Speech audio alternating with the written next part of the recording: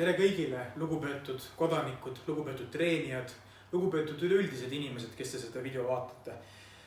Tänases sellises klipikeses videokeses tahaksime rääkida distsipliinist ja motivatsioonist. Mis see tähendavad, miks need vajalikud on, miks distsipliin on vajalik kui motivatsioon ja nii edasi. Ühesõnaga, alustan konkreetselt ja lihtsalt, ma pole siin mingit skripti ette teinud, räägin nii nagu südamest ja peast ja kõigest igalt poolt mujalt tuleb. Ühesõnaga, ilma distsipliinita sa ei saa elus mitte ühtegi asja teha, kui sul on mingisugune goal või eesmärk, mida sa tahad saavutada. Selleks on sul vaja distsipliini. Motivatsioon on ka kihvt asi, sest motivatsioon on see käivitav jõud, teeks, ma tahan, lahe, ajame ennast vormi, hakkan mingid muud asja tegema, loen selle raamatu läbi või tahan seda ettevõtet luua, mis iganes asju täidise lüngad. Selleks see motivatsioon on lahe käivitaja. Aga nüüd tuleb mängu distsipliin. Ja distsipliin on see, mis selle tulemuse lõpuks ka toob. Küsimus on selles, et kuidas seda distsipliin inimesest tekitada.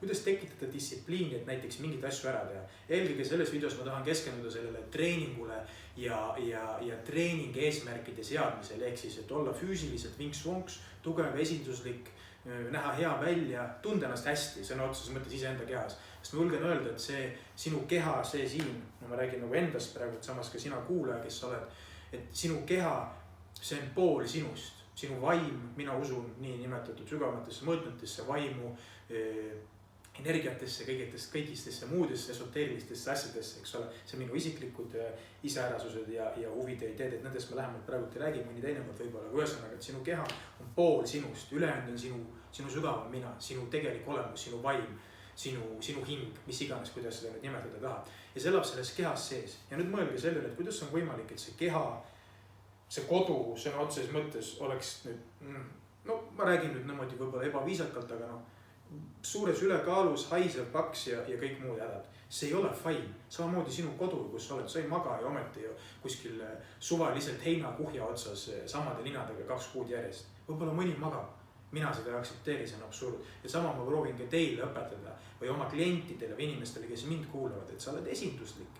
Sa tunned ennast hästi iseenda nii-öelda, kuidas ma ütlen siis sees või sinu hing, sinu olemus tunneb end hästi läbi selle, et ka sinu füüsiline kodu ja keha on korras. Ma ei räägi nüüd mingist äärmusest, et sa pead olema mingisugune Instagrami treenitud supermodell, eks ole, kes on täiesti nagu jumal ise füüsilises kehas. Mitte seda, vaid lihtsalt vinks-vonks, esinduslik mees või naine, kui vaatad peale näed, et kuule, tubli, respekt, eks ole.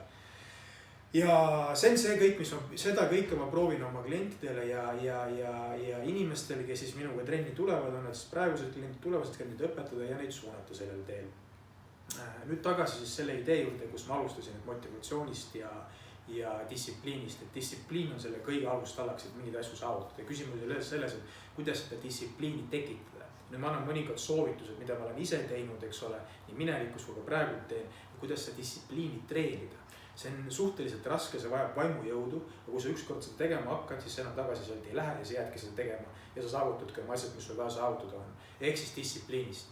Sa võtad ette konkreetsed missioonid. Näiteks esmaspäevast start kuni järgmise esmaspäevani saad hommikul ainult külma duši ja punkt.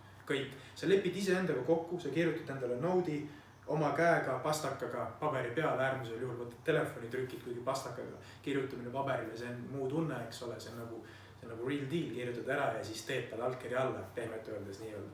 Ja siis sa lähedki ja sa teed esmaspäevast esmaspäevani külma duši. Kõik. Ja nii nagu see missioon täidetud on, paned linnukese kirja. See juba arendas sinu vaimujõudu kõrgemasse nii-öelda sfääri või sa said punkte juurde oma vaimujõule. Järgmine kord sa võtad muu asja, et järgmised esmaspäevani mina lihtsalt suhkurt ja sööja punkt. Kõik. Ja nii edasi mingite asjadega, mis vajavad veidi survestamist heas mõttes. Aga sa oled endaga diili teinud nii oma peas kui oma hinges ja sa ei anna alla ja sa teed selle ära. Muidugi sa ei pea kohe alustama mingit absurdsete äärmustega, et nüüd ma jooksen 10 kilomeetrit iga päev. Ei, see on too much, sa võib-olla jõuad selline, kui sa tahad seda teha. Kuigi see on äärmus, ma leian 10 kilomeetrit iga päev joosta. Aga tagasi selle distsipliini nii-öelda arendamise juurde, et sa teed sellised pisiasju, detail haaval, lepid endaga kokku, aina raskemaks, võib-olla keerukamaks vastavalt sellele, kui distsiplineerituks sa saada tahad ja läbi selle kasvab su tahtejõud. läbi selle, kui sul see distsipliin on kasvanud, saad sa nüüd suunata seda oma mingitesse tegemistesse. Et antud kontekstis me rääkisime sellest treeningust, et kuidas treeninguga või tähendab saada paremaks läbi treeningu oma füüsilist keha arendada, et kui sul on suur ülekaal, sellest vabaneda, tahad sa veel tugevamaks saada mingites kindlates elementides, eks ole, tahad sa kätel seista või mis iganes asju sa ei tahad teha, täida ise lüngad. Et kõigeks selleks on vaja distsipliini ja see motivatsioon on ainult käivitaja, aga jätke meelde, motivatsioon kaob. Motivatsioon on siuke asi, mis käib üles-alla täpselt nii nagu ilm. Täna on ilus ilm, päike paistab, tšallallah, hurraa, ma lähen õue, lühikesed püksid jalga, mõnus on olla, vaatan, ilusad inimesed käivad ringi, cool, kihvt, järgmine hetk saab vihma, tunnen juba teine. Ehk siis motivatsioon võib inimesel tõusta, langeda. Aga see distsipliin on see, mis nagu oli, on ja jääb. Ja idee oligi, et siis kuidas seda arendada. Need ma pakkusin välja teile mingid väiksed ideed, kuidas seda arendada. Ja nii te liigute edasi, kuni teil tekib nii-öelda siis kindel pattern ja muster sellest mingisugusest süsteemist või ideest. Ja te saavutate oma asju kordades rohkem, kordades paremini, kordades suurema ampluaana kui inimene, kes pole distsiplineeritud, kui inimene, kes teeb suvaliselt asju, üks päev tegin, teine päev ei teinud. Jah, kas see on fine, kui üldse mitte midagi teha. Et selline on minu selline tänane video, ütleme idee või suunitlus, just nimelt distsipliin, motivatsioon. Et need on juba tähtsad asjad ja motivatsioon on käivitaja, distsipliin on see, mis seda asja edasi veab, mis on selle asja mootoriks.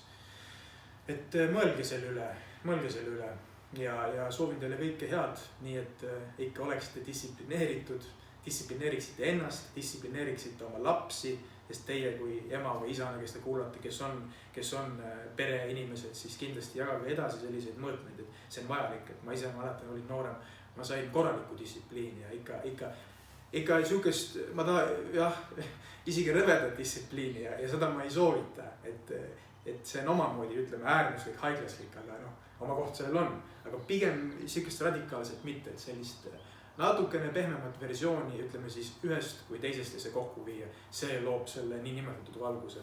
Aga aitäh teile kuulamast, loodan, et ma sain olla kasulik oma sõnumiga, nii et kõike head ja hoidke lipp kõrgele, aitäh!